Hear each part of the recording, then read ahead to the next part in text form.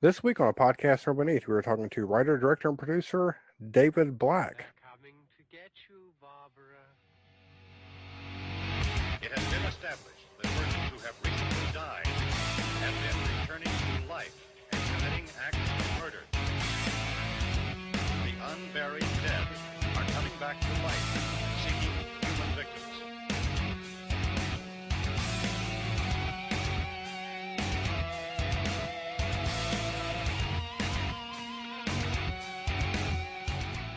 David, how's it going? Oh, fantastic. And how's it going with you guys? It's going, I guess, depending, I'm doing I work, good. yeah, I work at Walmart, so Yeah. I spend 8 hours there. I'm lucky to make it home. Now tell me, did you hear your favorite song They that played we it. talked They about played it last? twice. They played it twice. Awesome. Gotta get that John Cougar in there Yeah. every day. So, for the first question we give every guest on here: what is your favorite horror movie? Oh, good. I always give a different answer every time I've asked There's asked so that. many. But right in my head at the moment is Killer Clowns from Outer Space. Oh, yeah. Great movie, great movie. Yes, yes. there are I just love so that many. movie. There are so many clown movies coming out at the moment, and some of them being reissued on DVD, that I've just got the Dickies theme song going through my head, and just remembering that how and why that film blew me away. It is it is a cult classic. I love that movie. I mean, it's goofy, it's silly, but I mean, it just holds a special place in a lot of people's hearts, man. It's just a great movie. I probably look at it from a different angle being a filmmaker. And the first one that gets me is how many different clown things these people thought of. Oh, Then, man. Yeah, it's a hard-hitting film, just bang, bang, bang, bang, bang, one skit after another. And they just think of everything from, shadow puppets and the lot. And I thought, if I sat down and I had to write that film, could I think of all of those things? And then the next thing is taking each thing and working it through to actually being in a gag that fits in with the storyline.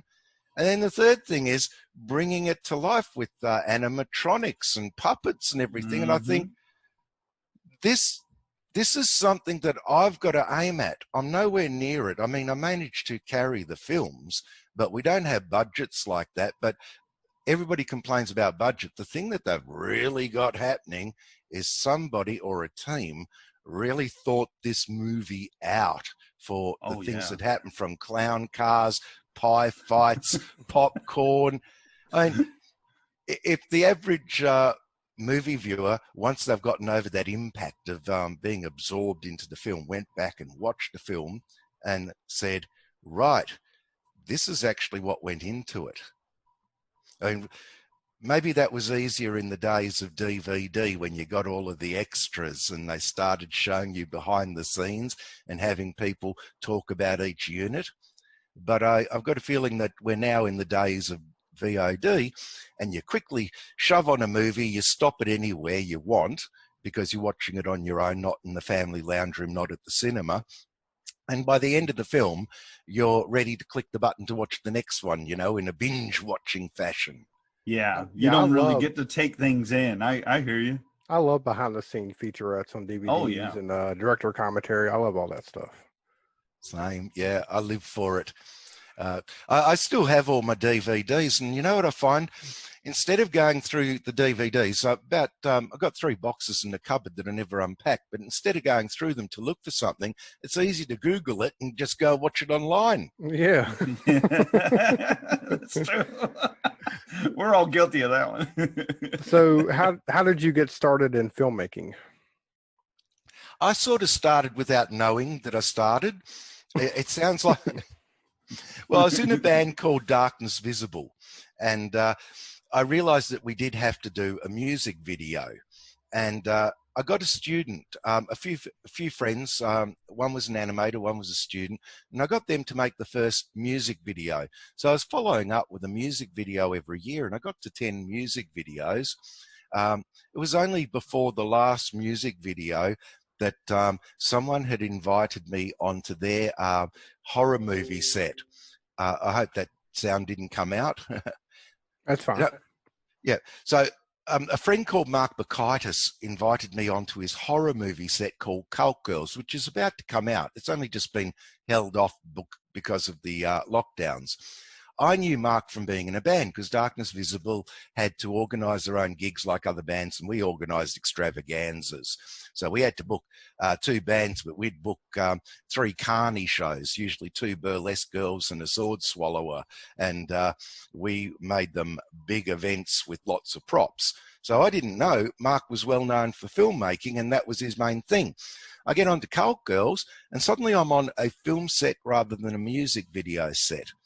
And I'm looking at the size of the cameras, the lights on stands 30 foot tall, an armourer with real AK-47s with blanks and everything.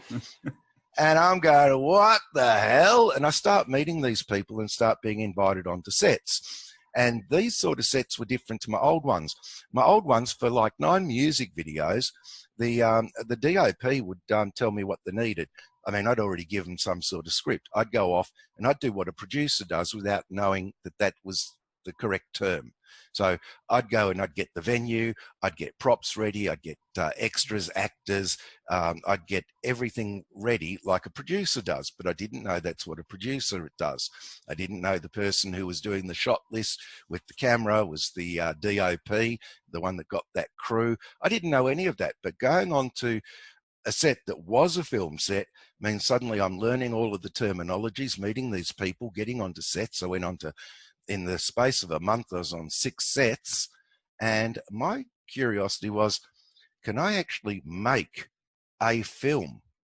And because I was going to short movie nights, I mean, I made contacts on this set and they told me, hey, there are these movie nights, you know, at pubs where the short filmmakers show their films. So I'm there suddenly at these nights amongst filmmakers, actors. It's a whole different scene to the whole rock and roll industry.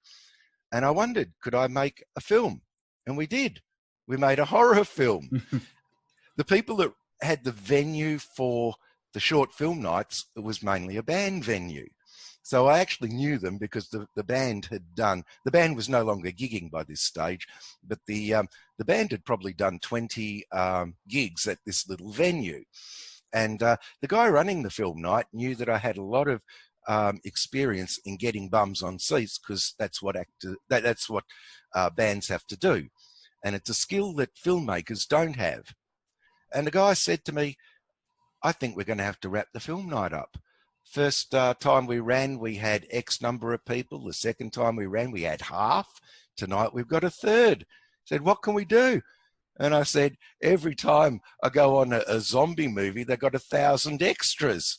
Let's make a zombie movie. And I had no idea what the hell I'm talking about. Well, one of the ladies that ran the night was called Dia Taylor. And she's actually as prolific in making films as myself.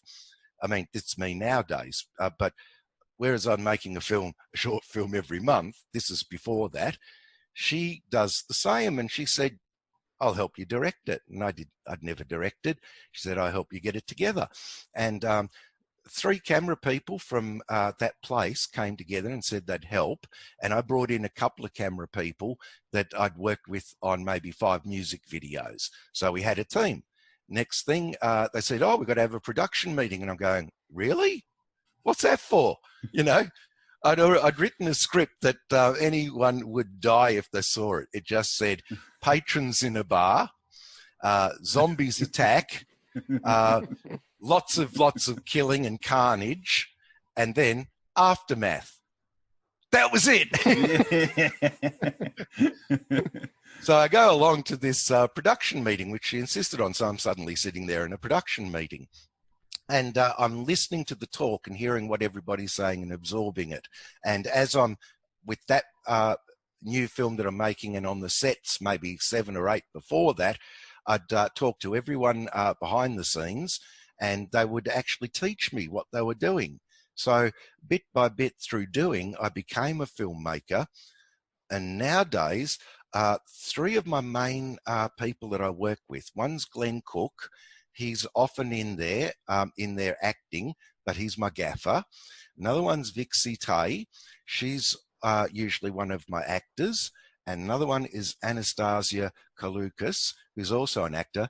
They've all got their diplomas in cinematography. So Wow. that by having them, by working with them for the last 3 or 4 years, because they're all on that zombie movie, that one that we created at a film night. By working with them, if I don't know something, well, which is often, I am messaging Glenn. I'm saying, right, because nowadays I script properly or close to. I'm saying, Glenn, here's the film I'm working on, and if I've forgotten something, he's telling me. Same with Anastasia, same with Vixie. And once we're on a set, because they're indie sets, although they're actors, if Anastasia's finished a scene, she can pick up the boomstick and do audio if that turns out to be needed. They can swap all of the jobs around amongst themselves if there's ever any shortfall. And, you know, talking to these different independent directors, we've had the pleasure of talking to them. And it's like a little village, man. I mean, somebody does something, they'll be in the movie, but then they do something else. And it just, you know, it has to come together like that. It's like you wear many hats, I guess you could say. Oh, yeah. I always did on the music videos anyway. The only difference is I didn't know what the terms were. Yeah. Nowadays I know the terms, and I can put together, I can organise a short film shoot in record time. And you've seen them. Those films are being shown as they come out on TV across the United States. And nowadays, for the first time in Australia, so I'm now being shown on Channel 44 in Adelaide and Channel 31 in Melbourne. But yeah, they get shown on a mixture of broadcast and cable on, I'm not sure how many channels, because they go on to other people's shows, and that person might have 15 channels they're going out on this week. And by the time I'm on, they might have 30, and then they're down to 25. But they're showing on TV. They've also, until the lockdown, been shown as the shorts before the mains at Film Scene in Iowa and Roxy 14 in California and Harrowby Community Centre, which is actually a big theatre. I got the name of the organisation wrong. I forgot the name of the organisation, but got the venue correct. But yeah, across England and across America, we're being shown as the short. So these are up to scratch. Now, I was looking through your information movie database, and you have way too many credits to even start mentioning. But what do you like about making short films as opposed to the full feature, length features? We are making a feature at the moment. Yeah, is it the Toxic? Hold on. Toxic Alien Zombie Babes from Outer Space. Is that the one? That's it. Now, all right. Yes. The short films, in a way, I don't think like everybody else, like you're making a short film as a proof of concept for the feature, or that you're making short films and you'll build up to later on making the features. But with that latter part, that actually is what was happening. So we did have a feature that is shot called Badass Bunyip. And that was to come out.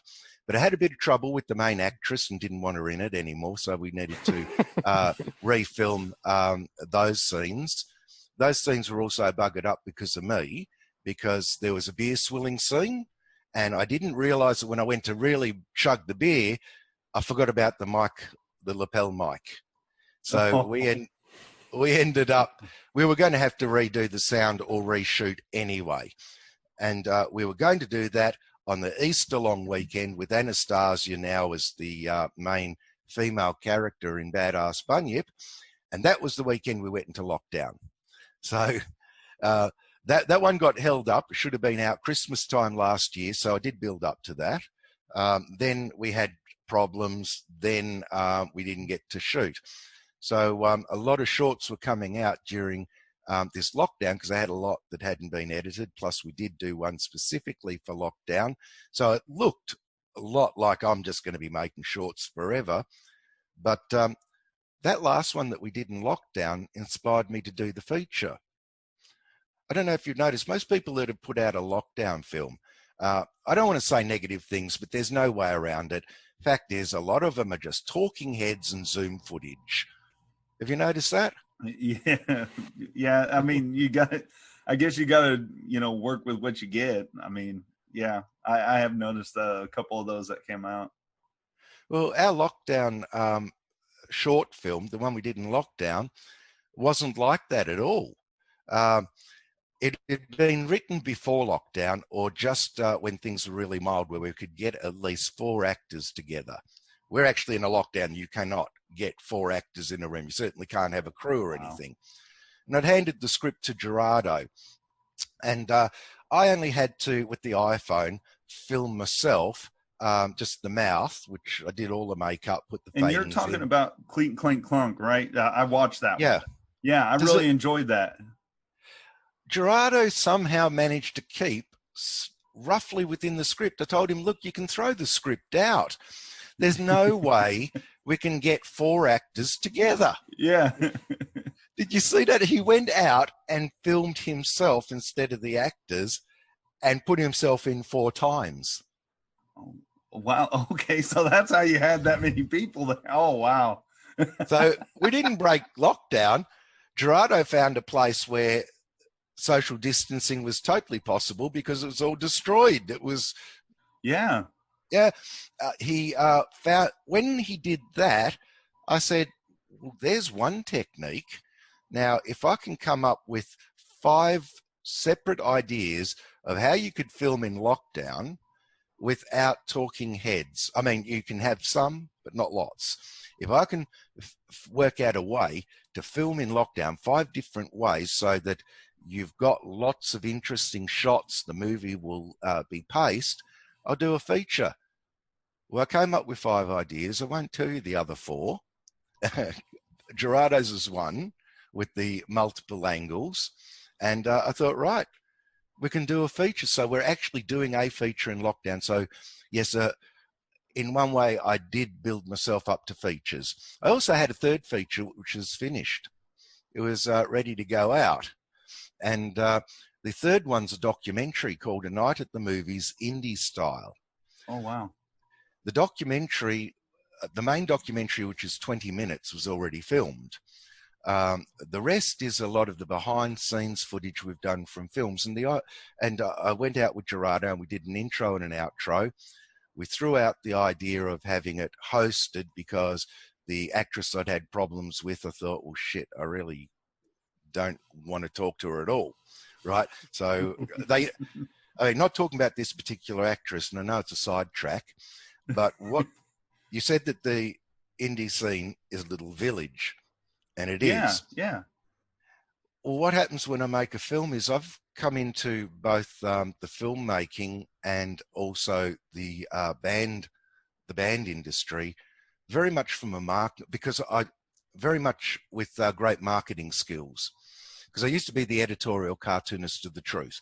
It was a massive tabloid newspaper that went out nationally. So I was almost a household name. Yeah. I was considered like a B or a C or a D list celebrity, and I got to go to the red carpet functions, and I chatted with 2 prime ministers and met all of the people. But that's being in the media industry. So when it came to the band, whenever the band was doing a gig, I'd get 2 articles. Like we used to have newspapers back then, local newspapers. Oh, I remember it. We're not that young. we remember that stuff. Yeah. Well, first thing I'd do, if the band was, like I'm in St Kilda, there's a suburb called Footscray in Melbourne. If the band was playing in Footscray, I'd send off the press release to the 2 local newspapers from Footscray.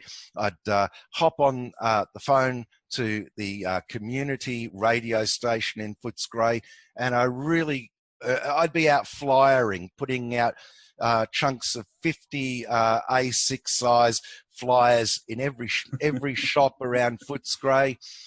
I really understood the marketing. So when I'm doing a short film, you've seen the publicity. Well, these actors who've never seen that before, they get onto the film and they get a big head because, you know, they're in this blog, they're in that blog, they're on podcasts, they're on everything. Mhm. And, you know, I don't bust anybody's balls by making them go to rehearsals, desk reads, etc. I think, am I allowed to swear? Yes. Yeah, hit it. My attitude is fucking well get on with it and produce. I don't give a shit about your little self-aggrandizing parties, you know, and all that shit.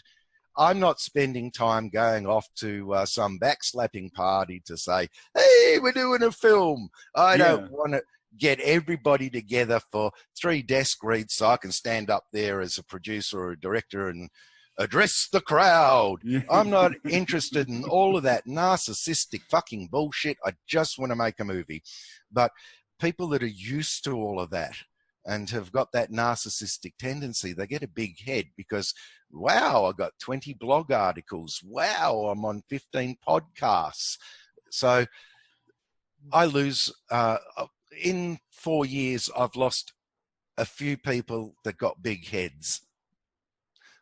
So, yeah. And besides, look, every village has got its idiots. I had a question lined up, but I think you've already pretty much answered. I was going to say, like, do you see a lot of like creativity, imaginative creativity coming out of the virus and the lockdown, as far as like creative ways to film during social distancing, or just that maybe just ideas? But you know, you've already pretty much answered it. Yeah. Well, in this case, the primary idea was Gerardo's. His film Clink Clunk Kong, and I am calling it his film. Really, seeing what he did. I mean, I know how he did it after he did it. He actually made another one in lockdown that was absolutely brilliant. I needed him before the lockdown to watch The Ring. Oh, is that what it's called? The one with Samara? Yeah. Yes. Yeah. And I said to him, I like these techniques they've done on The Ring where Samara comes out of the well and comes out of the TV, right? And I asked him to watch it. Now, I can't remember which film it was for that we were doing it, but I had something in mind. Whatever that film was for, it's actually come out now anyway. It's one of the 6 short films that are brought out this year. Gerardo's not one to waste work. He went ahead and he made his own comedy skit on The Ring. Oh, that's... we got to see that one. I will get you. He's such... he's one of these softly spoken people, so I've never had any problems working with him. There's never been any narcissism. So I'm watching this, and I'm watching Samara come out of the well, and I'm watching every technique from the well working, and then I'm seeing Samara come to confront him, and then at the very end of the film, after the credits, he's got some extra scenes where he shows how he did it. Samara is actually him dressed up as Samara. Oh, wow. That's awesome. You can't pick that there isn't an actress there and him as the supposed victim. And I thought, wow. So, I mean, I forgot.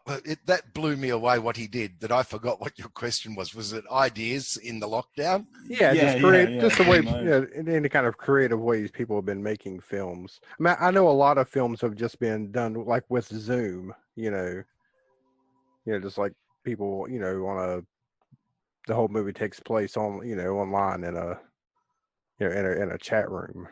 But I was just wondering about any other ideas that maybe have come out from it. Oh, yeah. Out of curiosity, are all of those dings coming through on your end as people are messaging me on Facebook? Yeah, I can hear it. It's not coming through the computer. It's just coming through your mic, but you don't have to worry about it. Yeah. Oh, no, because the conversation that's going on right now that I'm not participating in is actually with a film festival. Okay. Oh, awesome. Okay. I won't name it because the press release for this film festival still has to come out. Okay. They've now found that that they cannot hold their film festival because of the lockdown. Right? Yeah. So the chat that's going on right now is how we're going to film, because we were going to have a scene done where we get our mass kill scene at a film festival. Oh man. So you're asking about the creative process. Yeah. I've got all of those minds, even though I'm not participating, working out how they're going to do that, right? Wow. Because they've still got the script and they're going to try to stick with the script. I came up with, aside from Gerardo's idea, which we're actually using, I came up with at least 4 other ideas for how we can actually have a film that is not just talking heads. With the film festival, though, the idea was that it would be talking heads. It's a podcaster, a Zoom podcaster, talking to somebody at the film festival. Okay, yeah. And then an attack happens at the film festival. Now, an iPhone can actually do HD or HD plus, your 1080. I think some of the new ones can do 4K, which we actually don't need. 4K is more for when you're editing, and then you bounce it down to HD after. Right. But, having your podcaster sitting there, you can actually have somebody just holding up the iPhone, filming them from an angle. But the laws in this particular state just changed that you can't have a gathering there. One of the ways we're getting around things is because the lockdown laws are different in different countries. Mm-hmm. I made a lot of friends with fellow filmmakers in different countries and said, here's a script. Can you shoot that for me and get that back to our guy? There That you go. is smart. No, that's excellent. I was thinking about that. I was like, I know other people, like you said, other countries have different ways of doing it. So, I mean, that's great that you figured that out. That's awesome. Yeah, you could just film in a Walmart up here. There's no social distancing there. Yeah. But that's two of our 5 ideas of how to get around it. And you've seen the special effects that we've got of the shooting and the UFOs, Right. Mm-hmm. and the props that we've got. This film, people aren't going to work out that it ever got shot in lockdown because you won't see that anything came up below par. Right. And It's see, nowadays it's easier to do that. Like you just said, I mean, isn't it crazy, that a phone can do this kind of stuff now? I mean, it's just technology is on, your side on this. It's just, it still wows me. I know I'm not that old, but I'm not that young. And when I see how things have progressed like that, I mean, I watched a film the other day that the guy shot it entirely with his iPhone. And I'm like, holy crap, this is just nuts. Have you seen the zombie movie Colin? No, I have not. I'll tell you this story. You can check it on Wikipedia and you can see the film. Colin is a zombie movie shot around the year 2000. The guy that shot the movie had a mini DV camera. It wasn't even the latest mini DV camera. And he only used for editing the software, the free software that came with the mini DV camera. Now that won at Cannes and ended up getting proper distribution and was on the big screens, I think 6,000 worldwide. Oh, crap. The guy made millions and millions and only spent £45. Now, what they probably haven't talked about with Colin is how much work he put into pre-production and the fact that he really was very smart with it. What he did was he knew he had a lot of, let's see out of the eyes of the zombie. Now, zombies' eyes are glassed over. Yeah. Now, it's not all looking at glassy-eyed stuff. It's not all looking at glassy-eyed stuff, but my point is that basically, I'm going to just get Facebook out. So if we lose, it's fine. right? So yeah. Oh, and it's still going. Hang on. Hang on. I think I'm out of that altogether. Because I got the headphones on, I didn't expect the speakers to be going. Right. Sorry. That's all right. But yeah, the trick with that guy that did Colin was that he was creative, and he said, "These are my limitations." It's still going regardless. He said, "These are my limitations. Everyone tells me you cannot shoot a feature on DVD, but he's proven them wrong because he was creative." I used a mini DV camera when you watch the film Darkness, the music video Darkness Visible by Darkness Visible, but I only used it for shooting this much of the lead singer's mouth and also for the tombstones, and the rest was shot on pro cameras. But when people said this won't be high enough resolution, when it shrunk down to fit into the mouth, over the mouth of a tombstone, over a tombstone shows she's talking, and the eyes, you don't have a problem with the resolution because it shrunk down. Right. Yeah. Yeah, I don't know what the guy that did Colin did. It looks great, but clever people come up with solutions, and the more you tell them they can't do something, the more determined they get, and the harder the challenges, the more creative and spectacular they get. All right. I hope I pronounced this right, but what's the origin of Count Fungula? Am I pronouncing it right? You are. Okay. Well, it's Fungula, which is Fungula, actually okay. Yeah.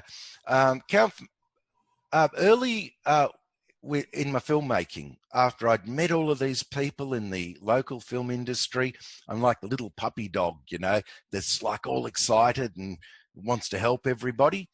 And I'd been going to local film festivals and local movie nights, and I saw so many fantastic short movies. They blew me away, right? And I thought, I would like to help these people get them out, because if you go to a film festival, as soon as your film's shown, that's for a short filmmaker, pretty much the end of the line. And my first thoughts were, wouldn't it be great if they could come out on DVD? And of course, you can't put a short on a DVD. So the idea of a hosted horror show came along. So first thing, one of the people I used to speak to at work, I don't now because his company's gone under, he was basically the guy that was producing most of the lower end DVDs in Australia. So they were all going out into the shops, J&B Hi-Fi, and there'd be a middleman, right? And the middleman might be the releasing company, but the releasing companies were going to him direct. And he'd been doing me a great favor. He was one of my clients, and whenever he would send me DVDs of local feature films that were just brilliant. And I said to him, could we do this? And he started going through all of the costs, and he said, mate, it's going to be money down the drain to get the rating just to go out onto the film places. The ratings board is going to charge you a good $1,500. And he said, the mastering will cost this and that. When he went through it, it couldn't be done. So I was ready to throw that in. And the idea of a hosted horror show came up, and that it could go out on TV, whether it be on Channel 31 or Channel 44. And it's actually already come out on Channel 44 and places. So I came up with the idea of a hosted horror show for TV, but it started with wanting to help all of these people. Count Fungul is still alive, but my experiences over 4 years in the little village is you meet some great people that are there to help you out no matter what, and you meet the most rotten, vile cunts you could ever imagine. I don't mean to be an arsehole, but you do stuff for them that has taken you a lot of time and is only in their favor, doesn't do a thing for you, and they keep messaging you with demands. Over 4 years, it wasn't until a lockdown that I looked back and realized, who is this little piss fart cunt with 2 little short films out? My IMDb isn't even up to date. They've got a fella working with me with IMDb to sort out all of the crap, because I just kept making movie after movie after movie and not putting them up there. right? It's like, what? I've made 10 music videos. I've actually got 2 features finished. They're not on IMDb because I only put things up there when it's out. I'm not into the big arrogant thing of putting it up on IMDb saying, hey, everybody, we're going to do a film, because IMDb is full of films that never came out, that people just put up there with their great dreams, Right. but didn't manage to finish them. It's got actors that have got that they're in 20 upcoming films, and of the 20, maybe 2 will come out. So Wow. getting back to these little piss farts, I would not want to really, I mean, I am actually doing it again, but I wouldn't really want to. I've got one called Up Your Shorts, which is going to be an anthology of Australian short, off-the-wall short films. And that will come out on DVD because I found a company that would release it and I got some artwork. But my real feelings inside is, boy, did I get burnt by people I looked up to. And now I've passed them by and they're still running around thinking they're the greatest thing since sliced bread. When, you know, I found that my experiences aren't unique by a long shot. As I'm meeting people and working with them internationally, and they've got a lot of stuff done, many of them a lot more than me. So, and I get into chats and I find that they're slandered in their local indie industry like you wouldn't believe. Oh, man. They don't want to go to their local film night because there's 10 jealous filmmakers in there that are running around blah, blah, blah behind the back, making up lies and shit and trying to destroy their reputations. And yet on the international level, we're all working together on anthologies, on co-promotions, a whole lot of stuff. So, my experiences now that I've been through it weren't unique, but it doesn't make me feel like just doing something for everybody that comes along. And everything that I am doing that is done for everybody was actually set up 3 years ago. For instance, I run the Australian Short Film Network. There's about 11,500 members there. And it chews up a lot of time removing all of the spam and making sure there's no fights and making sure that the feed always is of things that are of interest, you know, opportunities for filmmakers, and always making sure that if somebody's posting their film saying, look, I need some publicity, or I'd like you to give me an evaluation, that it's Aussies posting their films, not 10 people from other countries coming in saying, here, I shove this in your face, you Aussies, you must worship us. It's like we got 22 million people, I think. We're a minority in the whole world, and our own TV stations mainly show foreign films, very little Aussie content. Our radio stations play very little local music. So if we've got one little section on Facebook for a group that is there for the promotion of Australian films and to find opportunities, I don't consider it's racist for a person who is from a country of 1 billion people calling themselves a minority to go and shove their crap down our throats. So I put a lot of work into keeping that together and keeping things running. But inside I'm thinking, boy, the amount of people that stab me in the back on the way up is ridiculous. We've got a blog that comes out that gives free publicity for any filmmaker. So they come along and they say, look, I'm a filmmaker, can I have an interview? They get that for free.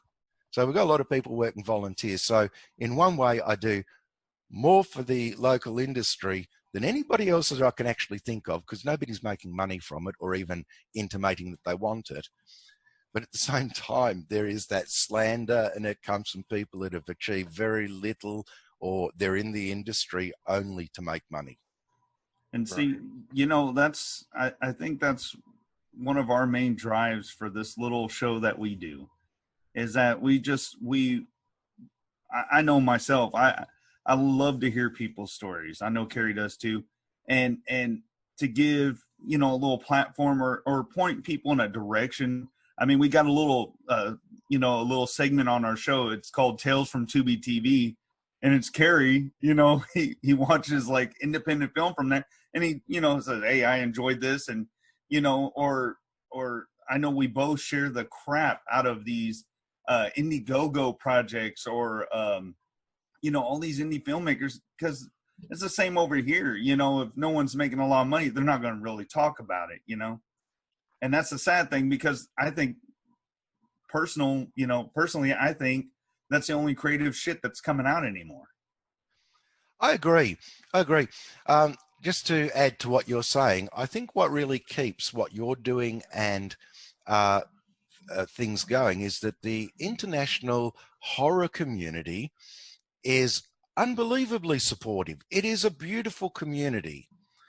And yes, they do have their little shit fights, but not many. On the whole, this is a fantastic supportive community. So it's really that community that's helped keep me going. Yeah, on that level, yes. But to take what you're saying and go back in time, and I don't know if this happened in America, but country fairs. Oh yeah, we still have them every once in a while, especially out here where I'm at. Well, in every state of Australia, there's like a network of them.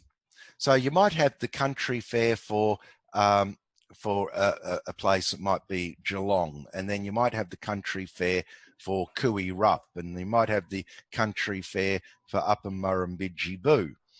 And gradually, there are people that do the circuit of the country fairs with their handcrafts and their pies, and that all comes to a head at the Royal Melbourne Show, which is too big to call a country fair, but it is a country fair. When I was a kid, my mum showed dogs, and dog shows were at country fairs. And when I got to those country fairs, there's always a tent.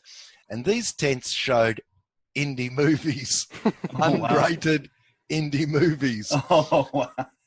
And I'd be technically too young to see them, but it's a bit like on Killer Clowns from Outer Space, where you got the big tent and the kids can stick their head under the tent and watch, right? I'd be doing that at 7 and 8 and watching these indie movies.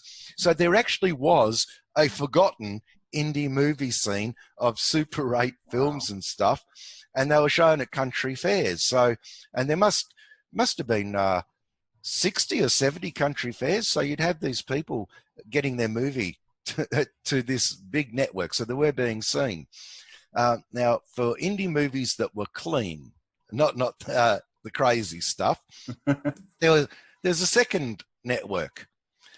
One of the biggest stars in the 70s or 80s on the TV was the Leyland brothers. We had them on our TV, but I saw them as a kid.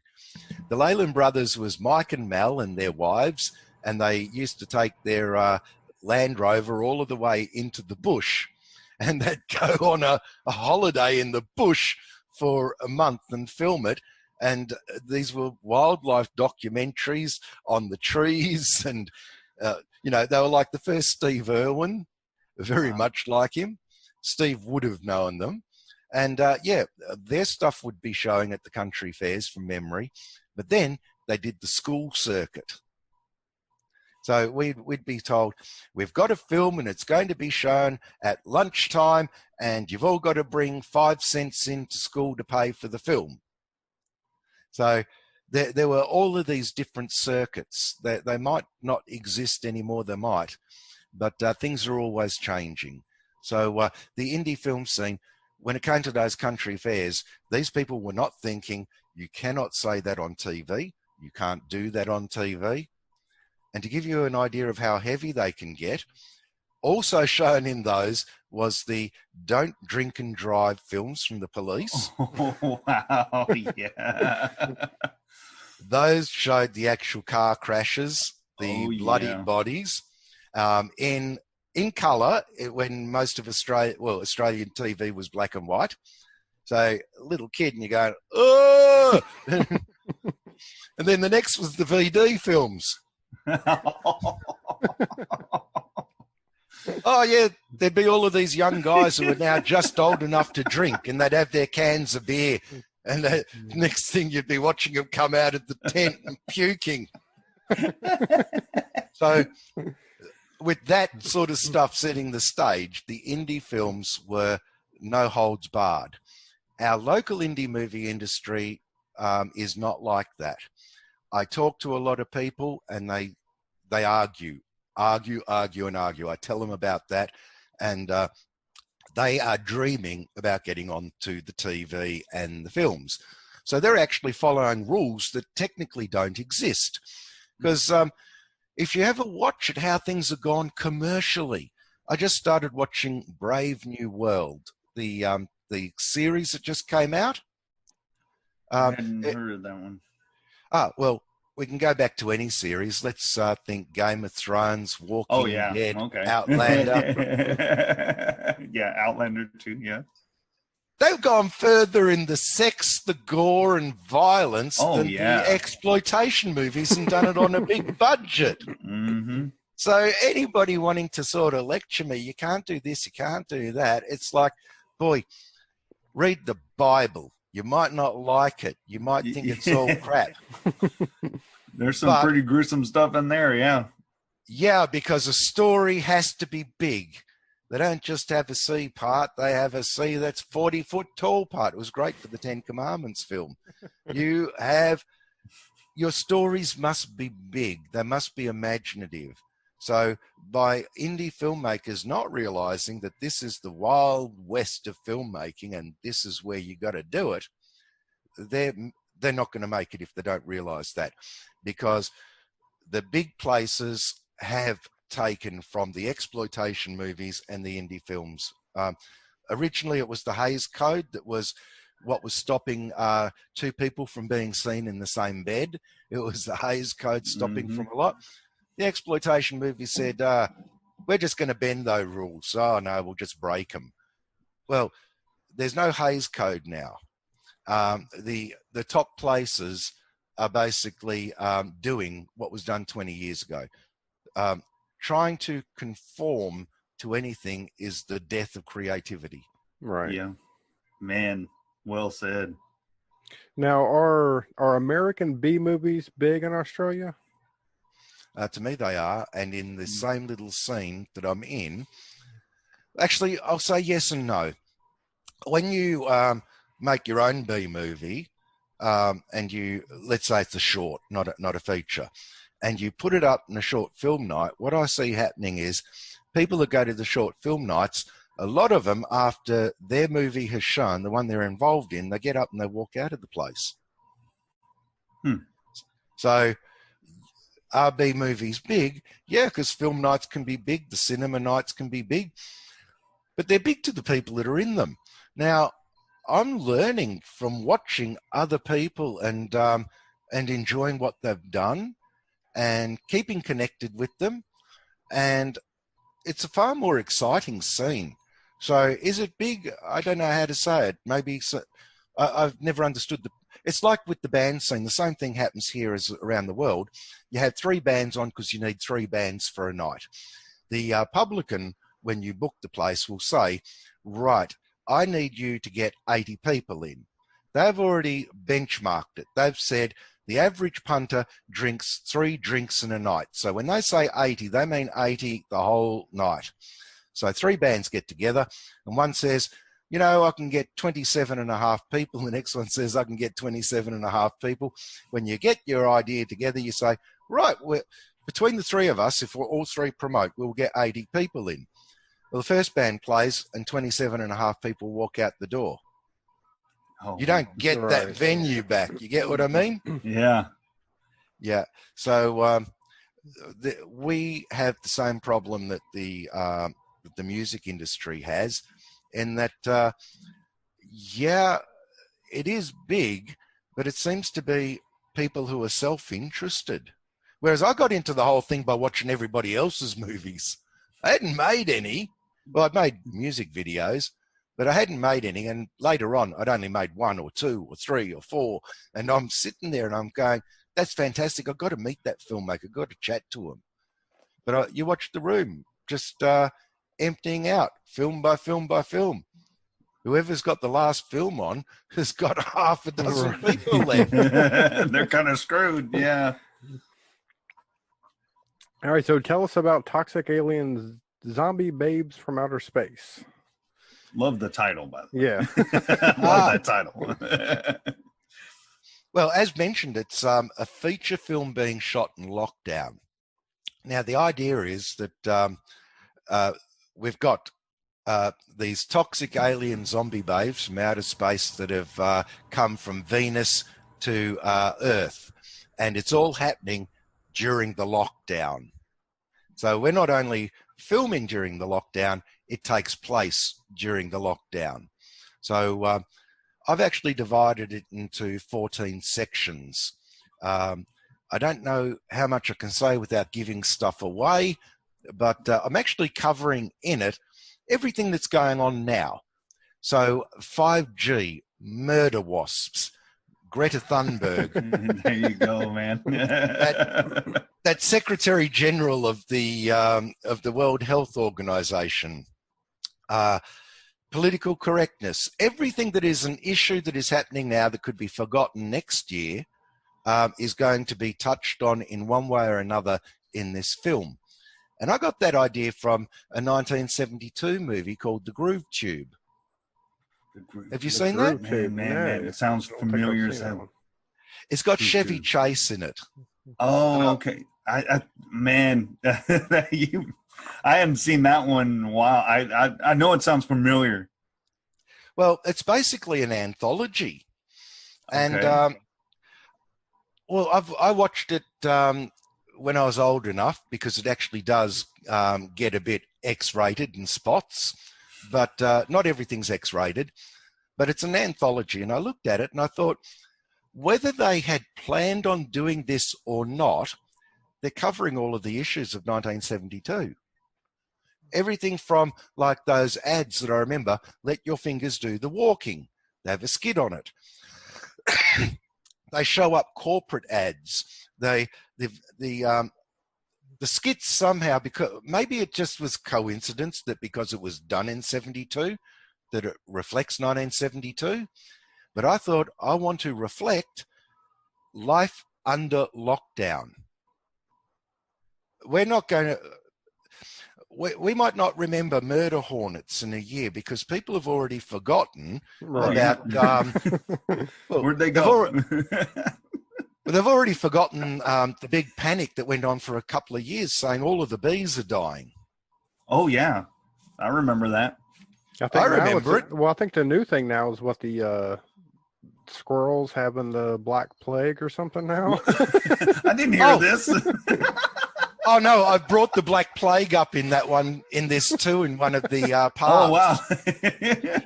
It's only mentioned about Black Plague coming out of China, so it's a mention, but some things will be bigger and looked into more. You know, like toilet paper hoarding. We went into that a bit. Was that as a big problem in Australia? Yeah, and I couldn't believe it. I could not believe it. People are telling me that this is going on, and I'm thinking, why? But, you know, although it hit the world as a big surprise, it actually taught me something. My grandmother passed away about 25 years ago. I can't remember exactly when. It was probably 30 years ago, but I was very, very, very close to her. I'm just no good at dates. And when she was getting sick and had to be moved to from her granny flat to an assisted care facility, which was still a flat, everybody's wondering about why the cupboard was full right to the top with toilet paper. And they made out like Nan must have been strange. Why did she do that? I've just seen worldwide people do the same thing when they're worried that they're not going to be able to go outside. They're not going to be able to do things, and that they're going to be confined inside. My grandmother did that. We didn't understand. Now I've seen it worldwide. It's like that. It was actually more strange for my grandma. She grew up. She remembered the Great Depression, and she knew how to cut the newspapers up and scrunch them and get them together whole lots of bits. So you got toilet paper when you don't have toilet paper. And she still ran off and bought packs. So my grandfather, he's still around. He's my only grandparent left, but he went and he has a bunch of canned goods. I mean, he just went crazy and buying water and stuff. And this was during Y2K, and everybody's like, yeah. yeah, that long ago, and everybody's like, well, why is he doing this and all this? But he was a kid, and his parents went through the Great Depression. They would share stories about it. So, his mindset was, like, oh crap, something's going down, and he was just trying to be extra prepared for it. I don't know why everybody went and bought toilet paper up, because I'll use a water hose outside. I don't give a shit, but I'm not going to go.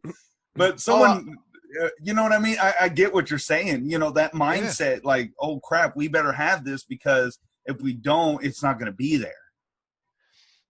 I stocked up in Y2K. I didn't do the toilet paper, but I'm glad you mentioned that. Y2K is one that most people have forgotten about now. Yeah. So I'm hoping to capture all of this into the 90 minutes, but not make it central to the storyline, because it's not. I just put down a checklist of, when I was doing various skits, how can I build this into that skit? How can I build that into another skit? How can I build it all in, so that by the time we get to the end of it, all of the major issues of today are on it. Now, it's probably going to take, according to Gerardo, 4 to 5 months till we've actually released it. And he was just thinking of the editing. I'm looking at getting the footage in now, saying, my God, people haven't been that quick to get the footage in for how much should have come back and been filmed yet. So I'm going to have a lot of chasing in that. So 5 months is not an unreasonable estimate. We could be out of lockdown in 5 months. This will be a bit, in a way, one element of it for people seeing it just as it comes out is almost like when you watch the New Year's Eve TV and they say, this is all of the things that happened during the year, and you go, oh my God, I remember that. So that's one little element that I hope to capture everything as much as I can that's happening right now, the stuff that will be forgotten. Right. Now, what was I going to say there? I've seen some of the test footage you're releasing. Who's doing your special effects? Is that, and then what are you using for that? There's a team of 3 on the special effects. Gerardo is the main person. There's Andrew Bianco, and there's Fabio Segatori. But that, and that's on 3 from a team that was originally going to be 4. I had one guy duck out saying, I need storyboards. And it's like, no, he's one of my best editors and a great guy. Right. And I thought, I do hope he comes back on board later on.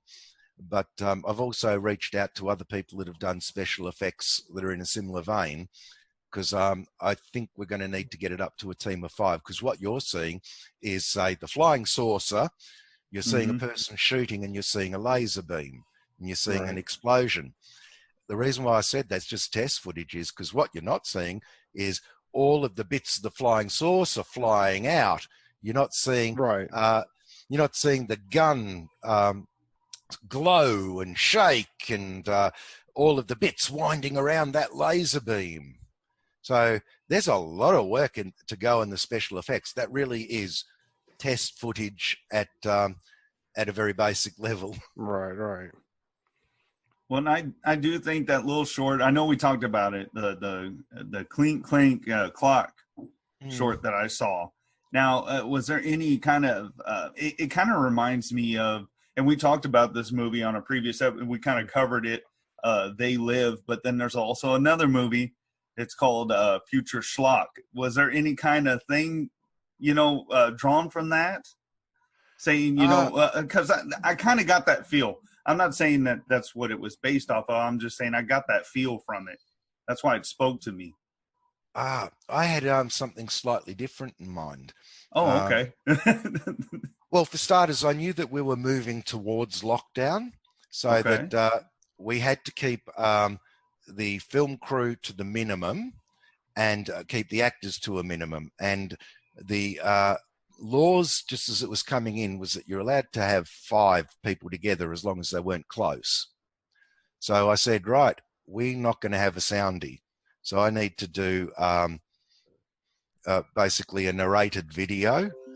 So I've got, I think, 2 narrated videos already. And so I thought, we can live with a narrated video. I'll write this for 5 people. And I was pretty down about what was going on. And I asked myself, how did we get here? And when I was a cartoonist, you know how actors, like Roddy McDowell's just come out and said, I don't remember most of the films I was ever on. I saw that clip. I was like, huh? Oh, I can get back to that and explain why. Because another actor talked to me about it, a guy from his era. Oh, okay. Because I was kind of like, man, you've been in some iconic stuff, man. Okay, actually, it will hook in with this, right? Oh, okay. I'm sorry. I was talking to another actor, and he is famous. I don't want to mention him because I didn't ask his permission to bring him up in a movie, but Okay.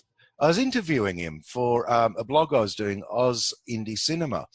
And I don't know if I put this bit into the interview, but he said to me, because we were talking about a particular film, he said to me, you know, I just flew in to do that film. We were on the set for 3 weeks, and then we flew out.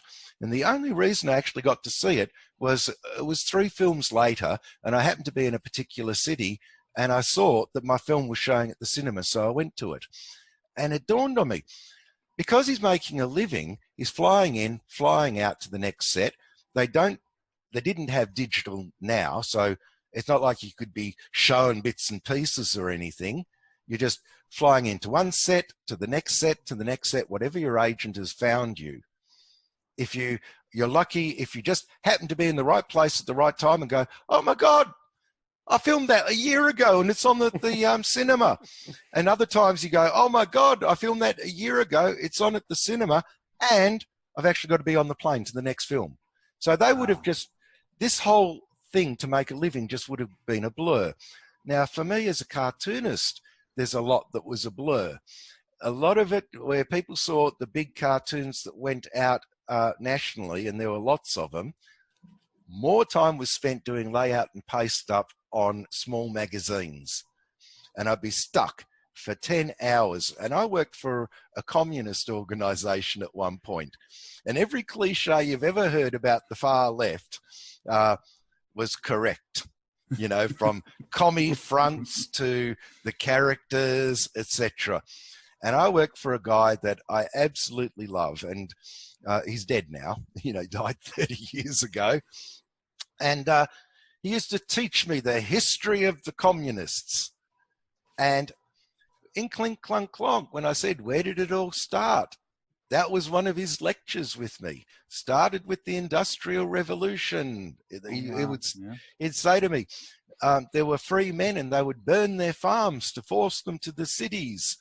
And I'd get these lectures that would, like, I'm sitting down with the metal ruler and the scalpel, cutting out all of the type that's going to be stuck down in the paper, and there with what the hand waxes, you know, that heated up the wax. And I got this guy over the shoulder. You go, Barcaldine. I go, fuck, you almost ripped my fingers off with that. I go, Barcaldine was important because you know what happened at Barcaldine? And do you know about the great shearers' strikes, mate? Nah, you wouldn't. You're just a little piss fart, you know. And I'd get his lectures, and then I thought, okay, I can see what he was saying. I'm not far leftist, by the way. I'm neither left nor right. So I end up in trouble with everybody with the current cancel culture and political correctness. I was brought up to look at an actual thing that's happened, right? So it doesn't matter what it is, and then to apply my own moral compass. Now, if you're part of the far left or you're part of the far right, you're brought up to absorb all of the issues. And I was around them all when I was with the Communist Party, and none of them ever accepted that I wasn't a communist because they just saw what they wanted to see. They go, that was a fantastic cartoon you did, Dave. And I'd say, yeah, but Duncan told me what to draw. Say, comrade, you're fantastic. But, yeah, I've lost track in. I'm becoming Grandpa Simpson, and I've lost track in what I was saying. No, But you wanted to know about it. Basically, I really did apply the far left ideas to today, as Duncan used to tell me. Now, I didn't do it in his voice because I grew up with a lot of Holocaust survivors, and they used to. Some of them were nice, some of them were nasty. They were all put on a pedestal, right? As if they were, like, I'm Jewish, and in the Jewish community, they were put on a pedestal like they're the super Jews. The reality is there were a few super Jews, but the majority, you don't go through trauma and don't come out traumatized. So there were a lot that the eyes would glaze over and they'd be back in the Holocaust, and they were absolutely dangerous. But anyway, getting back to it and getting back to the nice ones, they had accents. I managed to pick up the accent and the feeling and the tone of the Holocaust survivor saying, David, I have story to tell you. Back, the Nazis came, they smashed into my place, they killed my mother, they killed my brother, they killed my sister. And I'm thinking of them and thinking, once the anger's over, how solemn and how they're talking about how prejudice is bad. I was brought up never to be prejudiced, and if I am prejudiced because I have a cognitive bias that didn't see it, I apologize now ahead before I get hit by the cancel culture. So in my heart, I was brought up with, this is what prejudice leads to, right? And I had that voice and I had that feeling. And then I remembered Duncan talking about the destruction of the West and how it all started, where things were bopping along okay with farmers and they would take their goods to the cities. And then the Industrial Revolution comes along and there aren't enough people in the cities for the factories. So the equivalent of troopers go out and burn their land. So they've got no choice. And that actual narration actually follows the whole bit to Brave New World, of all things. I mentioned Brave New World before. My take on Brave New World is that all information becomes available, but nobody is interested in it. It's about today. The book, a lot of people think George Orwell's world of 1984 was coming along. Well, George Orwell wrote that and knew about Nazis and knew about communists, who, Nazis, and knew about the USSR, which both ran dictatorships and did erase people from history and did have their Goldstein set up as an enemy. But what in reality has happened is that you've got all the information you want at the touch of a button. You can go to Wikipedia, you can go research anything. Anyone with the craziest conspiracy theory can put it up online and you can find it. But we're in the age of influencers where the person with 5 billion followers is talking about, I got the latest lipstick. And, You're talking about...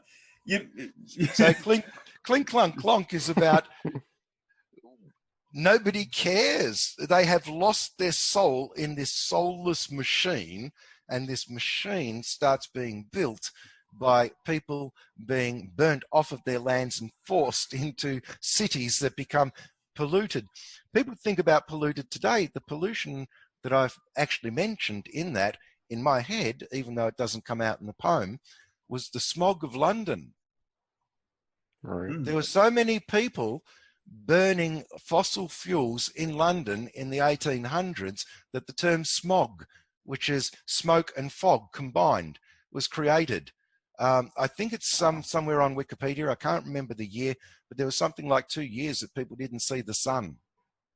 Holy crap. Pollution's not new, but yeah, that whole clink, clunk, clonk had those elements going through it. When I did write it, I did go to Wikipedia and look up smog again and did double check about the Industrial Revolution. So even though it's a line, I made sure that the line is correct according to the information that's out there. All right. So I'm definitely going to look up a lot of your I gotta find a Yeah. lot of your. Or I was trying to find some. I couldn't find any of your short films. I didn't know where to because I didn't know where to find them at. Or I didn't know if they were on YouTube or. Yeah, Oh, YouTube. yeah. I'll get you my YouTube channel. Okay, That's no problem. I've got them all there. I've been trying to get them out on any VOD site, anywhere that wants them, and just give them to everybody for free. Because as far as I'm concerned, everything that was shot in the past is public domain because they were done volunteer. So the people coming onto them said that they wanted to get some experience, but they wanted them out there so that they could show them. Now, a lot of indie filmmakers get locally get very precious. So they say, I'm making a short, but then they think they can actually sell it. It's like, yeah, I'm not I don't go to the back of people's couches for nickels and dimes. I'm not interested in selling it. So they limit the actors that are in it and don't let them have footage for the show reels. The actors can't say, I was on this, here you can go see it. I thought, no, these people want their stuff to be seen. It's me to get it out everywhere possible. It's free. When I've built a name and have a value, now I could either make money from the film next after that, or I'm more likely to make it in another way. It could be, David, you're the big star of Toxic Alien Zombie Babes from Outer Space. And I'm not actually, Vixie is, but I'm one of the stars. I say, boy, can you come along and do a speech for the opening of our brand new car launch, and we'll give you 14,000. Build a name and you get your money that way. Many businesses don't make their money from their main product. For instance, McDonald's Corporation doesn't make much money from the food. They make it from the rent. They're basically a real estate company. Cinemas don't make much of their money from the ticket price. They make it from the food. Right. So they're a food company. Actors have got to realize that when they look at the stars of, say, The Walking Dead and big films like that, the stars of The Walking Dead, the stars, not the extra, they make more money from appearances at conventions than they do for a whole year for a series of The Walking Dead. So a lot of people that are talking to me and saying, oh, I want this, I want that, and I want the other, it's like, boy, you think I'm a dickhead with the stuff I'm saying and you will not go and research it. That's not how it works. So yes, you might make some money from being on the movie set. I'm not looking to make it that way. I accept that I've accepted for a long time that money comes a different way. When I was a cartoonist, I did a cartoon strip. And when I got told, and this is back around 82, 83, 84, that I think it was Hagar the Horrible, the guy that was doing that was making something like 100 million a year. And the guy that did Peanuts, it was Charles Schultz. I think he was making 100 million. The guy that did Hagar was something like 50 million. And there was this great big article in a blog, well, the equivalent of a blog, a fanzine, where it showed the earnings. And I wanted to sell my cartoon strip, and the biggest syndicator in Australia said, Dave, the way we make the money is the cartoon strip might go into the main paper in Sydney, right? You're only getting a few bob back from that. What happens is, because most people in Sydney are reading the newspapers, they now see your cartoon and we merchandise. That 100 million comes mainly from merchandising. We can now sell lunch boxes with the cartoon character on it. We can sell T-shirts. There'll be a show bag at the Royal Show. There will be all of these things. Wherever we don't get a cartoon strip in that main paper, in that particular state, you won't get sales. But everywhere you get it. So the cartoon strip, you're not really going to get much money from it. You won't make a weekly living. But as soon as you get into a state and the merchandising starts, big bucks come through. So cartoonists don't get paid. A cartoon strip cartoonist wasn't really getting paid for doing a cartoon strip. understood immediately that you don't necessarily make money from what your main business is. I work in the photocopier industry, and when those little bubble jet printers came in, and they had a scanner on it and a fax, and they could photocopy and they could print, anyone could afford to buy one.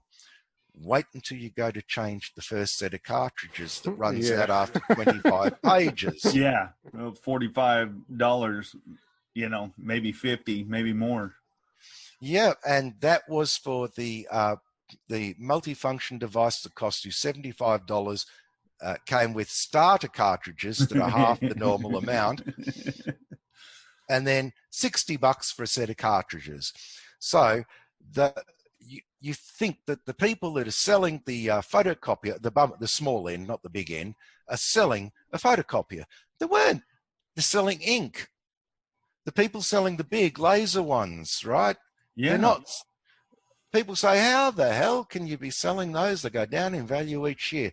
You're not selling that. You are selling two products. You are selling finance, because it gets finance when people use finance when they're spending over $5,000. And you're selling service maintenance, because somebody's got to keep the bloody thing running. Yep. I'm willing to accept that as an actor, I might not make a living from acting. So those people that say, why are you giving away your films? It's like, well, gee, that short film has just been shown on 30 TV stations across the USA, 2 in Australia. It's been shown here. This isn't the market saturation I need to build a value. But for those who stick with me, that don't get big heads because they've got one blog article, when we get to not me being in a blog once a week that has 100 readers, but us, I'll say us because I don't think I could do this on my own. I do need friends. But if my group, those that I work with, get to a point where we're in 500 blogs, and some of them have got 1 million readers, someone will say to Vixie, oh, we loved the wig you wore in that. I don't know if she's wearing a wig, by the way. We loved the wig you wore in it. We like the silver metal bra. There will be a Vixie line of black dresses, metal bras, etc. And like the influencer that with 4 million followers that holds up a lipstick that gets paid $20,000 for just a post saying she's using that on Instagram, and a percentage for everybody that uses the code, the people working with me will end up being able to make a living if we're successful, but they're going to have to work hard. They're going to have to really act well so that we put a scene out there, somebody goes, that was mind-blowing. It sticks in their mind. I have to write well. Gerardo's very clever with the way he is filming and editing. We have to keep rising to new occasions and getting better, better, and better, because there are people behind me that are actually watching me saying, I think I'm working out what he's doing. Whatever I've just done, they're now doing. And if they put more work in it, they're going to end up doing it better than me. The world doesn't stand still. No, it does not, man. You got to get new ideas. You've got to hone your skills. You have to keep bringing in new ideas. You can't be the people that in the local indie movie industry that won't take risks. You've got to be the crazy people that put their 8mm films in the tents. Because who caught up to the indie industry? Game of Thrones. Those actors, I think the top 10 were all getting $1 million each, either per season or per episode. Wow. It was in that millions. So you can't stand still. The films will always, every film made up to date will always be for free. I've got a feeling we're just going to be putting this one out for free too, a feature. Okay, and just you're gonna just on your YouTube channel, or? Not sure. I mean, eventually I want to put everything onto YouTube, but I'm not even relying on YouTube. Social media companies have changed. When I was in a band and I was on MySpace, I had 80,000 followers for the band, and everything was booked through MySpace, and MySpace fell overnight. Now people are saying, well, I don't think Twitter's going to fall overnight. I've got 20,000 followers there. I don't think YouTube's going to fall overnight. But they changed their algorithms. Nobody is talking about this. It's like nobody remembers, but I remember social media bosses. They came out and they made statements that they were one of us, not the billionaires that are standing up there. Yeah. Right. These social media bosses were one of us. And they said, nobody's going to be saying no to you anymore, because what was happening at the time is if you were a filmmaker and you lived in Melbourne, or it could have been Sydney, or it could have been New York, there's only 3-4 outlets. And if somebody said no to you, it was no. And you could come back 6 months later, it was no. Suddenly you had an online platform. They wanted you. They were going to support you. They showed you people that made it, like Justin Bieber put something up on MySpace. Next thing, Justin Bieber's a star. Now they say, we've got market saturation. We want to go mainstream.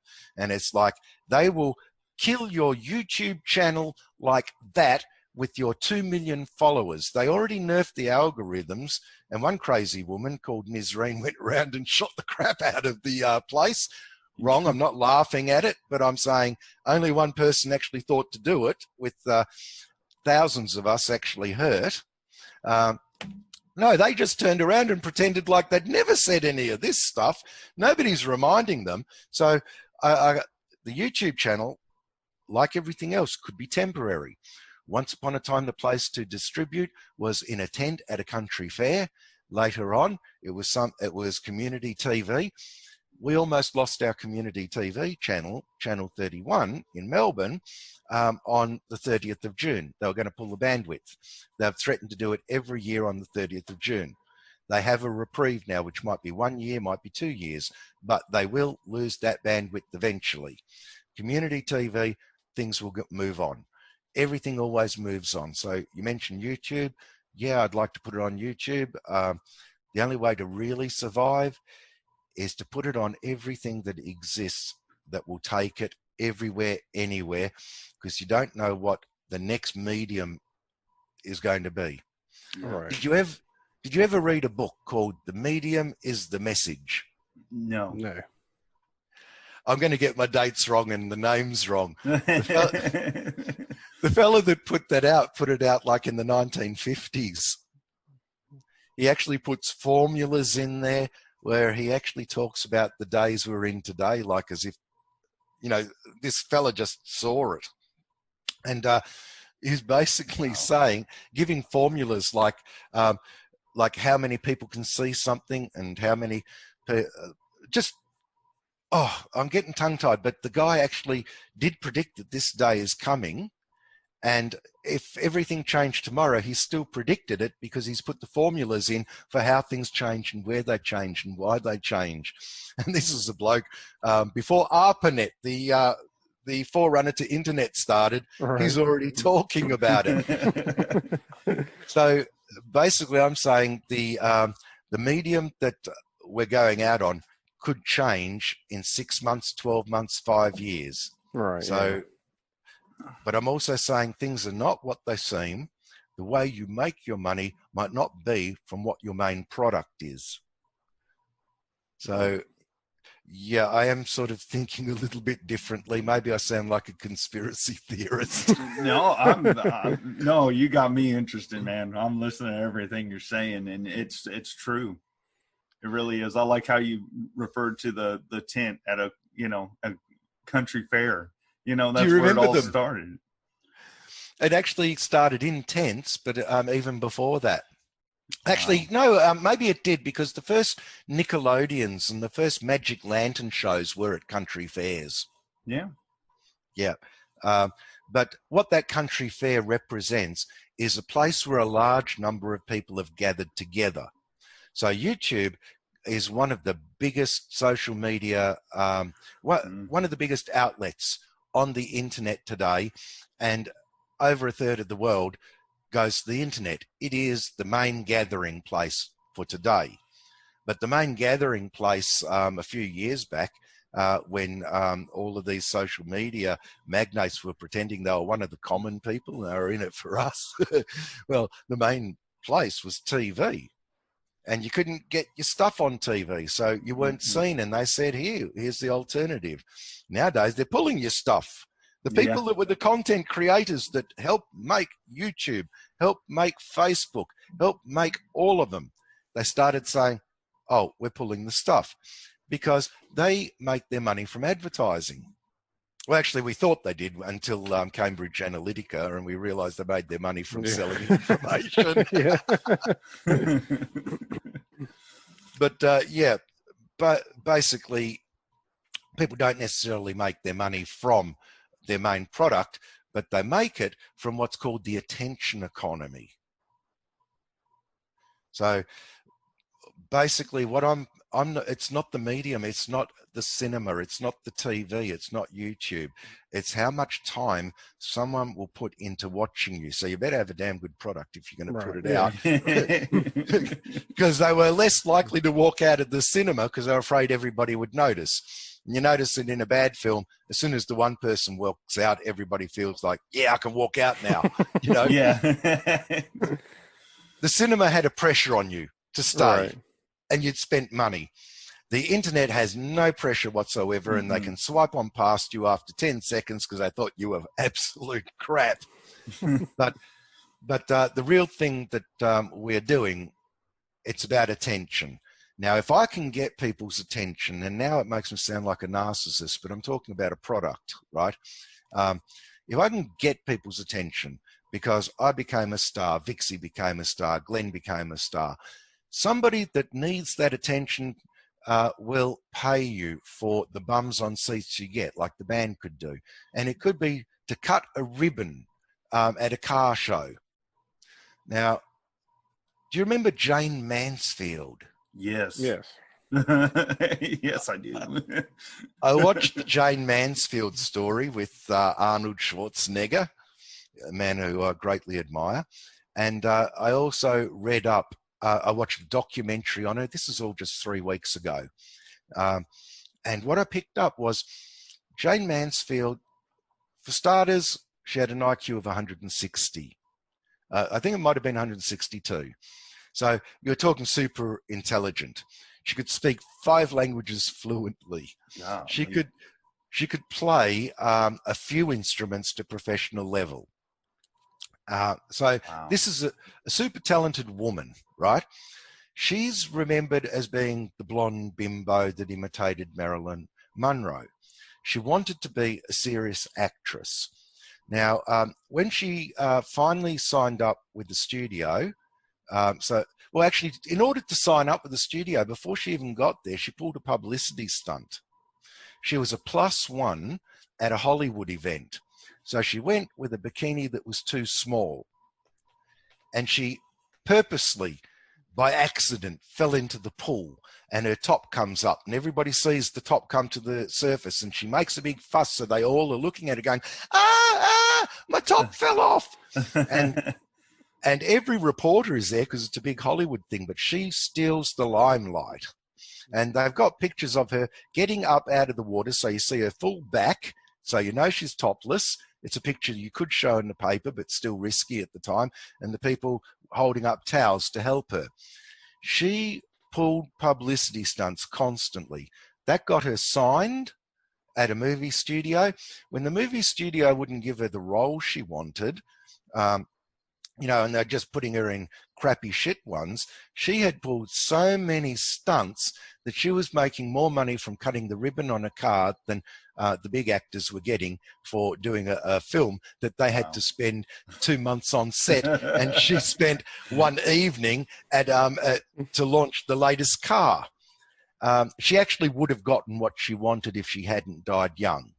But I thought, if somebody has done this successfully and they had an IQ of 160, I think their idea is spot on. And I'm seeing people that have no talent. This woman was talented, but I'm seeing people of no talented listed by Forbes in the 20 highest paid influencers. I'm not Right. saying I want to become an influencer. I don't want to be known as being a dickhead. Yeah. I mean, it's one thing to be a dickhead, which I might be, but I don't have to be known for it. Right. But yeah, the idea is really get the names out there, get people to knowing me and the people who are giving me their time. I'm investing back in them, trying to get them publicity, get them well known, and we will find our ways of making money. But I'm actually prepared to give the feature movie away for free. Well, I'm looking forward to it. Toxic Yeah, me alien too. zombie babes from outer space. I think it's interesting the way you're going to put like what's going on now in the movie, because I feel like in 5 years someone's going to do the big Hollywood, this is what happened during coronavirus. So it's nice that you're going to do it now while it's actually happening. It's it'd be kind of fun to kind of watch it as soon as everything's over with. You know what I'm saying? So well, all of the people in it are going through it. Right, yeah. Yeah. It's gonna be it's gonna be like almost like a documentary type film. Yeah, it won't In be a one of sense. those ones with little problems like they have the Roman legions coming out, and you notice that one of the guys is wearing a wristwatch. Yeah. Right. But yeah, I'm looking forward to it. Like I said, you think it's probably about like 5 more months is what you said before it's completed. I'm hoping sooner, but I think Gerardo's right. Even though I'm looking to get him extra people in the team to help with editing and special effects, I'm looking at how we're getting the footage in now and realizing it's not as simple as I thought, because we're going to probably end up with some of these shoots going on Zoom now so that I can see into the room, or Gerardo can see into the room and actually direct them. Okay, yeah, that's cool. Yeah. Well, on a set, when Gerardo's the director on a set, he is the director, but because I'm the writer, I can coach and say what the emotions are. Me handing the script out and expecting it to come back, quite often the first take on a set is absolutely terrible. And, the person does it again and again. And by the third take, it's really setting in with what's happening with the person they're there. And that's when they really start to become. And it's like, oh my God, she's dead. And you got that appointment. What I've got at the moment is, oh my God, she is dead. So getting the footage back and everything, Right. I'm learning what the challenges are, because it was one of those things that I couldn't read about to find out what's happening, because we're all going through it brand new all at the same time. So I'm finding out what problem. I thought the problems were going to be color matching and matching lots of different footage, and getting in sound cleanups and so much of that is going to be necessary anyway. I'm finding that there's other problems there too. So yeah, every problem chews up time. So yeah, we're saying 5 months. I want it out earlier, but I'm sounding smart-assy by saying this, but we can only just sit through it and work through it and see when it comes out. We're in such a new, unique situation that the normal time estimations are all out the window. Right, yeah. Well, I would say don't rush it if you can make it better. You know what I'm saying? If you need 5 months, take 5 months. Oh, we don't have to rush it, because I've actually got the previous feature film with only 3 days shooting left, and it actually is completed with the bad footage in that we're going to pull out. So it's actually all edited up. To reshoot those 2 to 3 days, edit them and put them in, it's just a few weeks. So we can actually stop work on that, go back to Badass Bunyip, finish that off, bung it out, and then go back to working on this if it's going to take another 2 months, 3 months. So we can keep the ball rolling just by putting this on hold for a couple of weeks, finishing up the other feature. Right.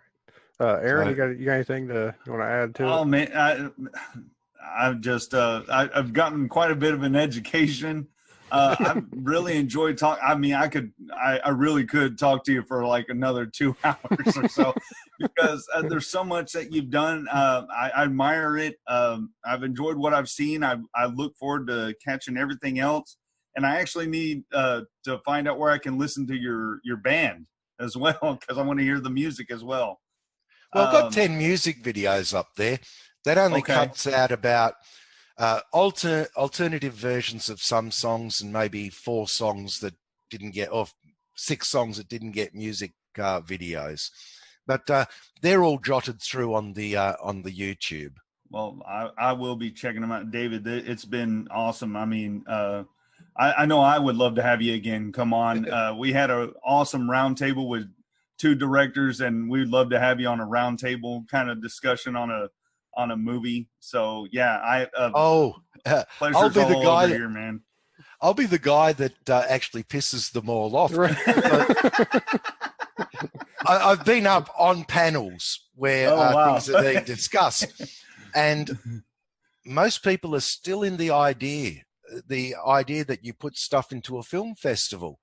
And it's like, yes, in 1972, there were 8 or 9 film festivals and buyers went to them. It was much harder to put out a film, so there were less films coming out. So Roger Corman could put out a film and put it at a film festival and find a buyer. There are 8,000 film festivals out nowadays. Many of them ask too much. First, you shouldn't pay to go into a film festival. That's my opinion. Second, the amount of people that are going to see it at a film festival are very few. If you're using it as a de facto screening of your film on a big screen, then not only have the film festivals gone, but cinema is going through another readjustment. We're not going to come out of this with 6,000 cinemas. People have just been trained for VOD. Right. Cinema won't die like newspapers won't die. Newspapers didn't die when radio came along, and radio didn't die when TV came along. But cinema is going to go through a readjustment.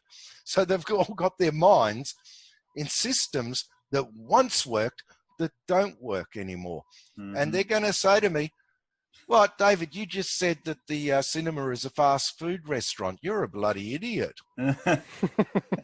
You know, "Oh, David, you just said that McDonald's Corporation is a real estate company. So who's Ronald McDonald and what are hamburgers?" Man, people don't get their heads around this stuff. Yeah. And I'm going to be sitting there with a whole bunch of directors that are going to say, "Man, you're a bloody idiot." If I ever make it, what they're going to say is that I got lucky because I was a dickhead that couldn't understand how the world works. But I think you understand. Yeah, I think you've got a good grip. You got a good grip on that, man. It's true. Yeah. I'll be the guy that upsets you filmmakers. I'd love to be there, though, because, you know, nothing grows without a bit of tension. Right. They talk about a spider or a crab. They go through a lot of pain before they molt that shell, and then a bigger one comes out. Yeah. And unfortunately, that's how some of nature is programmed.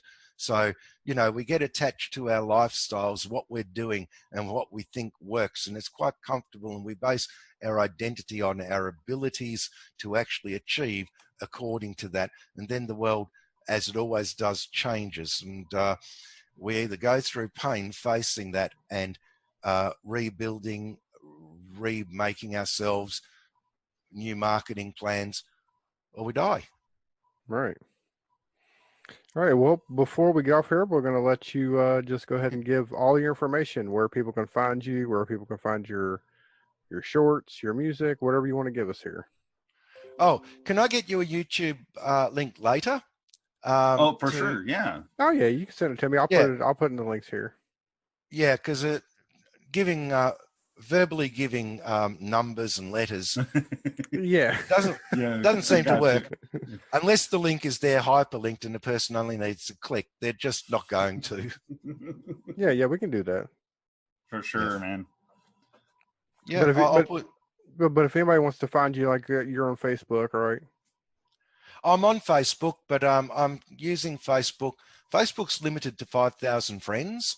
Mm-hmm. I'm really preferring to keep that to the real life friends and family that you can't get away from. Right. And then the rest is to the people that I'm working with, so I can connect with them, create multiple chats. So I actually don't want thousands of fans, going to it. I haven't created a fan page or anything, because I didn't just lose a MySpace page. I've already lost 2 Facebook pages. Oh wow. They'll be up at 5,000 friends. You've got 30 projects going, 200 chats going, and then you find you're locked out. Yeah. And you cannot get back in. This is another thing happening, not just to me, but lots of people. Right. Oh yeah. I've seen it. They'll be posting to Facebook saying, I just lost my YouTube channel. I just got my Instagram account banned. So it's another thing that I'm actually putting into the movie, because it's more of a this year thing. Last year, everyone was throwing accusations back at whoever got kicked up the bum by a social media channel, saying, oh, but you must have done something wrong. Nowadays, they're saying, oh, no, it's happening to everybody. Yeah. But you do have there's a Facebook page for Toxic Alien Zombie Babes from Outer Space. There is. Okay. I put that up a few days ago because I thought, well, look, whether it's there or it's not, at least it'll be there for the short term before I lose it. So if we can hold that during the time that we're promoting, the press can also use that. Okay. Yeah. So awesome. So I'll give you that put link links. too. I'll put links to all that in the show. Awesome. Again, thanks for getting up early to to come. It's weird that it's like 10:30 here and it's what 9:30 in the morning there. Oh no, it's mid-afternoon. We got our times wrong. Yeah. That's why I was just pestering you in the chat saying, how long till we go? Yeah. Because as soon as you told me last night it was 12 hours, I knew I didn't have to be up at 6 in the morning. Right. Yeah. It's always good. So I preferred, with all of the podcasts, to be a bit of a pest and say how many hours and double check that way rather than go to the time converter in case that's wrong. Right. Yeah. Gotcha. Yeah. Well, like I said, I appreciate you getting up early and joining us. This was a very entertaining episode, and I'm looking forward to Toxic Alien Zombie Babes from Outer Space. Did you want to talk to the whole crew on it? The main crew? We can probably work something out. Have them come back on. Yeah. Yeah. Most definitely, man. I'll message Vixie, Anastasia, and Glenn, and you can organise to have them come on and talk about it, because this is so different. See, I can't talk to Vixie in person. She's in New South Wales, and I can't see Glenn because we're in lockdown, and I can't see Anastasia. So for once, we're not all on the same page. It'll be like that's everybody, man. Yeah, it'll be an interesting chat. I'll learn from them what they're saying. There you go. Yeah, yeah. I would love to do that. We can definitely make that happen. Yeah. All right. And again, thanks for joining us, man. Oh, thank you for having me on. Get you